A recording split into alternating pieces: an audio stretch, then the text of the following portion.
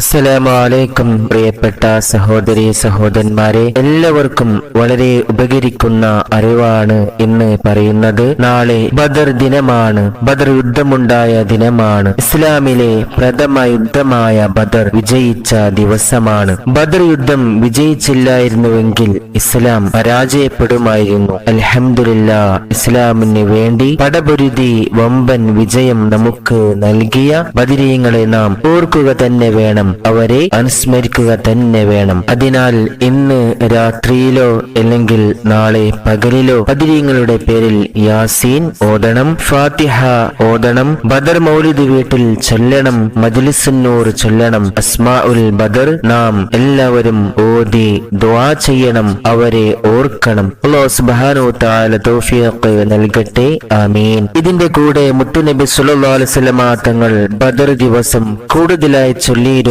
ദിക്റും പതിവാക്കുക. ദിക്ർ പറയാം. അൽ ഹാഫിള് ഇബ്നു കസീർ റളിയല്ലാഹു അൻഹു കുറിക്കുന്നത് കാണുക.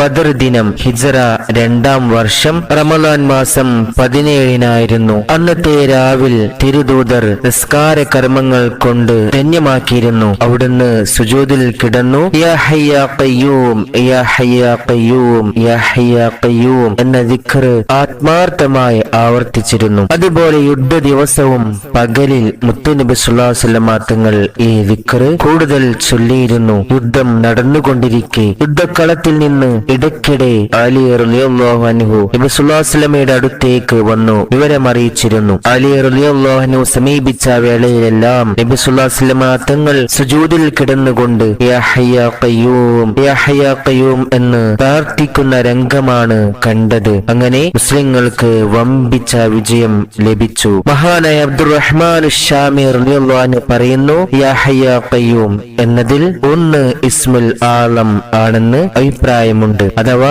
ഈ ഇസ്മുകൾ ചൊല്ലി പ്രാർത്ഥിച്ചാൽ അവരുടെ ദുആക്ക് ഉത്തരം ലഭിക്കും, ഉറപ്പ്. യാ ഹയ്യു എന്നാൽ എന്നെന്നും ജീവിച്ചിരിക്കുന്ന അല്ലാഹ്, യാ ഖയ്യൂം എന്നാൽ എന്നെന്നും നിലനിൽക്കുന്ന അല്ലാഹ് എന്നുമാണ് ഈ ദിക്റുകളുടെ അർത്ഥം. അതിനാൽ ഇന്ന് രാത്രിയും നാളെ പകലിലുമായി ഈ ഇസ്മുകൾ ധാരാളം ചൊല്ലുക, ബദരീങ്ങളെ ഓർക്കുക, അവരുടെ പേരിൽ ഖുർആൻ ഓതി ഹദിയ ചെയ്ത് ദുആ ചെയ്യുക. ഉറപ്പായും ഉത്തരം ലഭിക്കും ഇൻഷാ അല്ലാഹ്. അസ്സലാമു അലൈക്കും.